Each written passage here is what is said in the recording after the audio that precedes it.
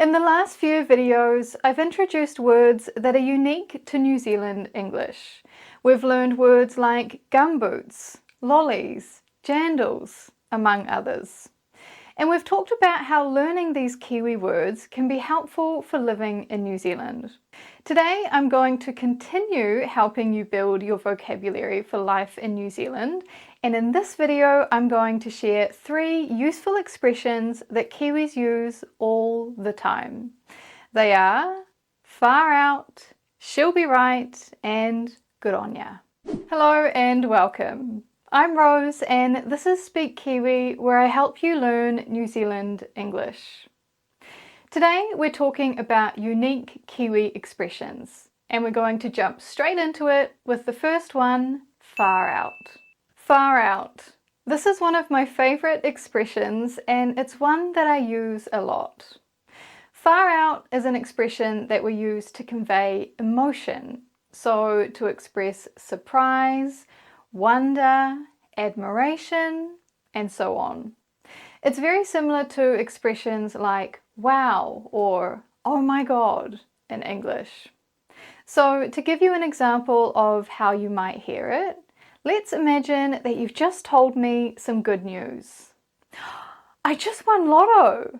What? Are you serious? Yeah, look. Oh my god, you did too. Far out, that's amazing. Right? When I said far out, I was showing surprise, joy, shock, and I want you to know I'm happy for you.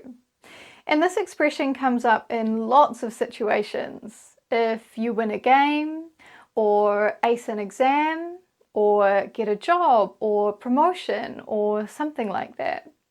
Your mate might say, far out, to express that they're impressed and happy for you. Now, what's interesting about this expression is that just like I can use it to express positive emotions, like in the examples I gave earlier, I can also use it to express negative emotions as well. So disappointment, frustration, worry, and so on. Like, for example, let's say you catch your sister wearing your clothes. Is that my t-shirt? Maybe? I told you not to wear that. Far out, you are so annoying. See the difference? In this context, far out is a way of showing that I'm annoyed. And actually, sometimes when someone gets angry like that, we can even use far out in our response, like this. Is that my t-shirt? Maybe. I told you not to do that. Oh my god, you're so annoying. Far out, calm down. It's not a big deal. In this case, I'm annoyed that you're so annoyed, and I'm letting you know that. Me and my sister used to use it this way a lot when we were younger. And again, it's likely you'll hear this in plenty of different situations. Losing a game, or doing something poorly, hearing some bad news, or dealing with someone who's doing something unfair or rude. To help you get a better picture of how you might hear this expression, I've collected a few examples from New Zealand TV shows. I'm going to play a few now, and I want you to watch them and consider what kind of emotion is the speaker trying to convey, and what other expressions could they say instead. To start with, let's watch this scene here. Notice the family are chatting in the kitchen, and the mum comes in and complains that everyone is running late. Well, we're late. I said be in the car 8:10 and here we are. And it's all so fun, isn't it? And it's so funny that we're late once again and I'm yelling as usual. Hey, we're coming far out. Oh, we're always running late. See that? Mum's annoyed and rushing and complaining to everybody, and then the daughter gets annoyed as well. When she says far out, it's a bit like saying, oh my god, or calm down, which is one of the ways you'll hear it often. Moving on to the next example, watch this video where a journalist tells a story about TikTok. TikTok is a popular social media platform, and a lot of teenagers use it to share dances and other fun videos. In this news story, the journalist tries to learn a dance for TikTok.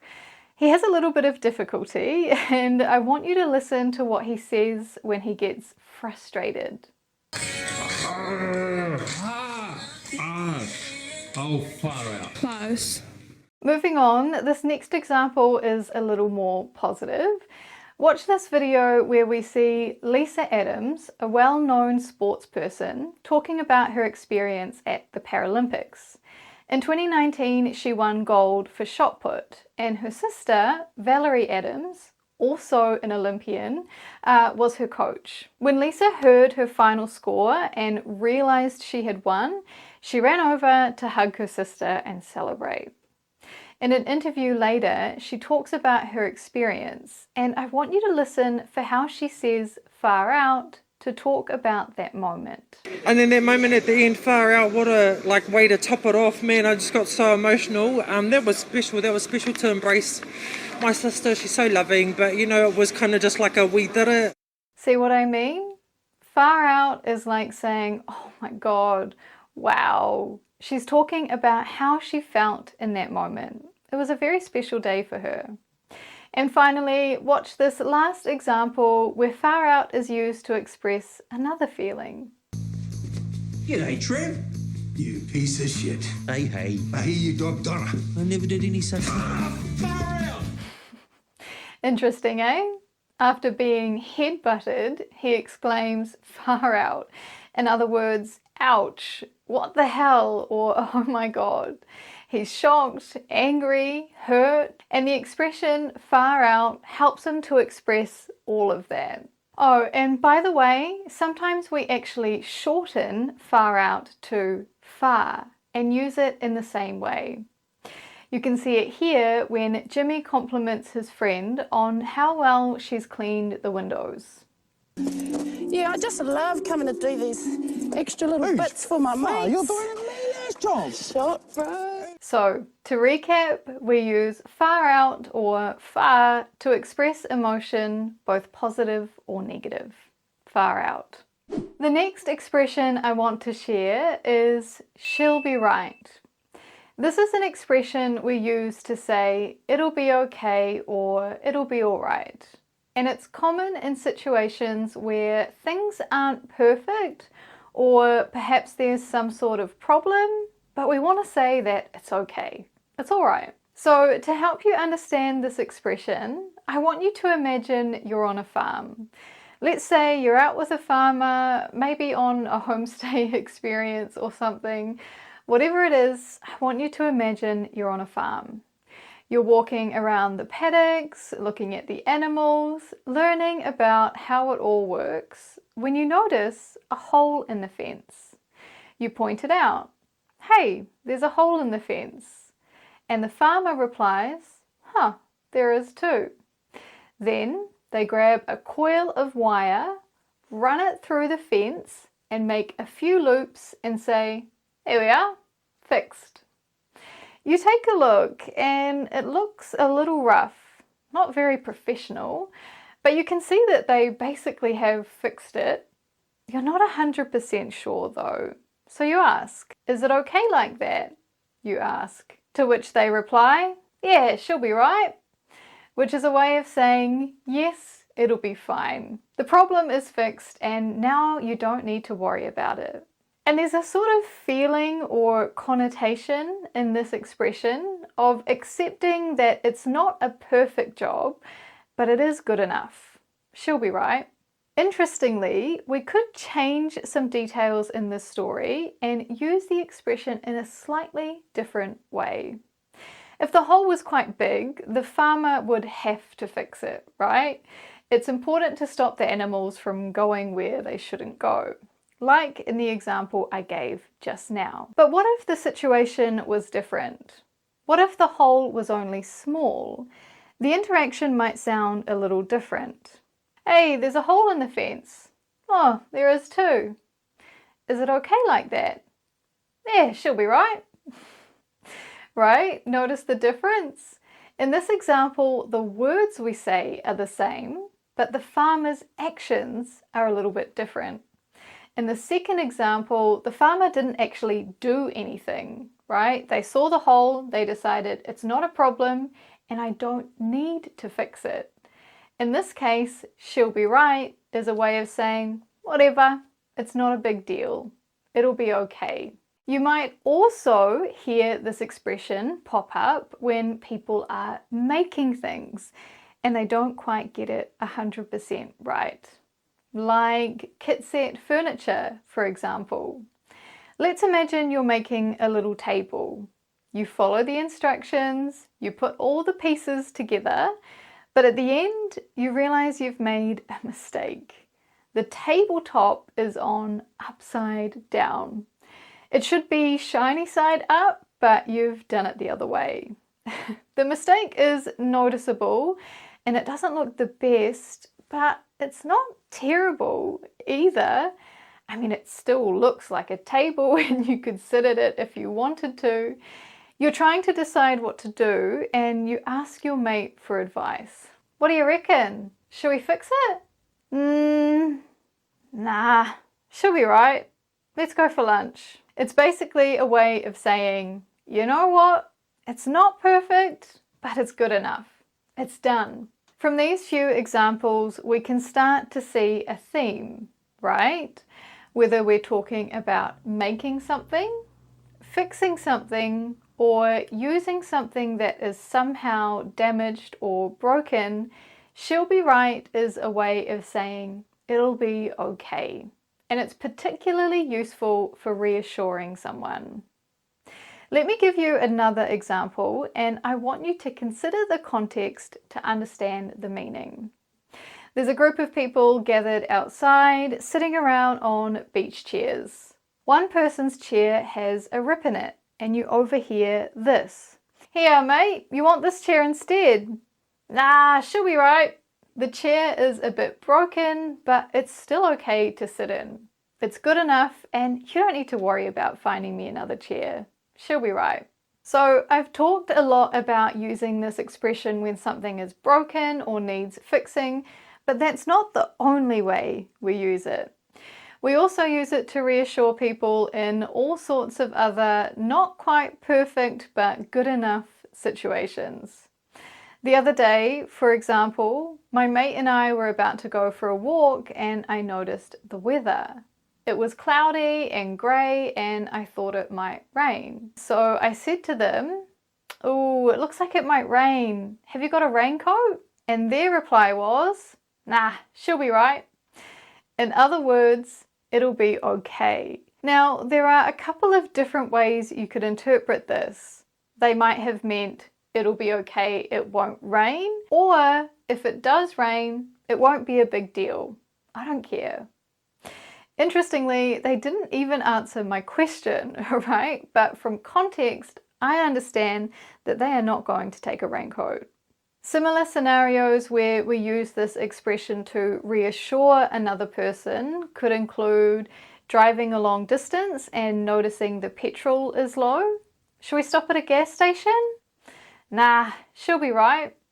Or in other words, no, we don't need to, there's enough. Or if you go to a friend's house and enter the gate, should I close the gate? Nah, she'll be right. Or no, you don't need to, it's okay like that. It's usually used for inanimate objects, the rain, petrol, the gate, and if we wanted to talk about ourselves specifically, we'd say, I'll be right. But in the case of a thing, like a difficult situation or a possible problem or some kind of question, we use she. In this context, she means it. Which leads me to another point. It's very common in informal spoken English to refer to objects as she. Cars, boats, tools, the fence, just about anything. Now, this is a whole other topic and I'll revisit it in another video, but for now, when you hear she'll be right, try to think about the object or situation the person is referring to. It's usually something you can see or a situation you both know about. You have to use context to guess. It can be useful to think of she'll be right as a variation from it'll be alright to it'll be right to she'll be right. In these contexts, she means it. We're definitely not talking about a woman. And ironically, this expression, she'll be right, is not really used by women. It's much more common among men, and so is the habit of calling objects she. Again, a topic for another day. For now, let me just note that the expression she'll be right is very informal and is much more common among men. In my experience, it's even more common among men who work in manual labour type jobs, so farmers, builders, plumbers, and so on. Of course, that's not always the case, but it is often that way. Now, I usually share examples from videos online around this point, but I've got to be honest, as common as this expression is, I couldn't find a lot of examples, so you'll have to take my word on this one. I did find one example of someone using she'll be right. In this context, they're making a joke, so it's a little special, but I think it'll be great for you to watch anyway. Check it out. This travel adventure is going to be raw, the real deal. There's going to be no hotels, there's going to be no restaurants, this is going to be us and our cameraman Tom living on the road in the van having a bloody blast. This is going to be one crazy road trip. Should we close the boot? Nah, should be right. Right, I think you're starting to get the picture now, eh?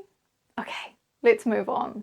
And for our last expression today, we're talking about another typical Kiwi expression, good on ya. The ya in good on ya is just an informal way of saying you. So good on ya means good on you and is another way of saying good job, well done. Good on ya. I've met a few students who thought we were saying good onion when they first heard this, which, I mean, fair enough. Good on ya does sound like good onion, but we're not talking about onions.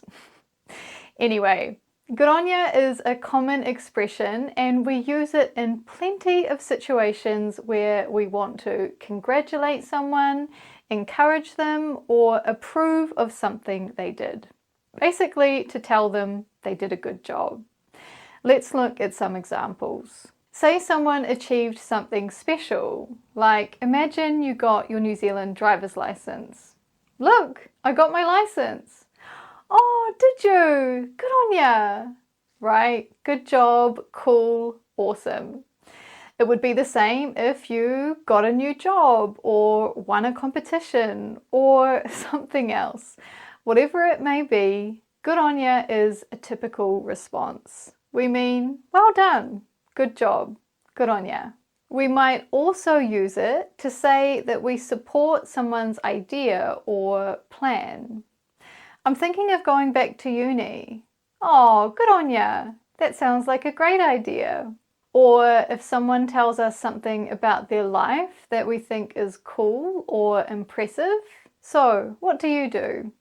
Oh, I run my own business. Oh, true. Good on ya. What kind of business? Good on ya is a way of showing someone that we're interested and impressed by what they're doing.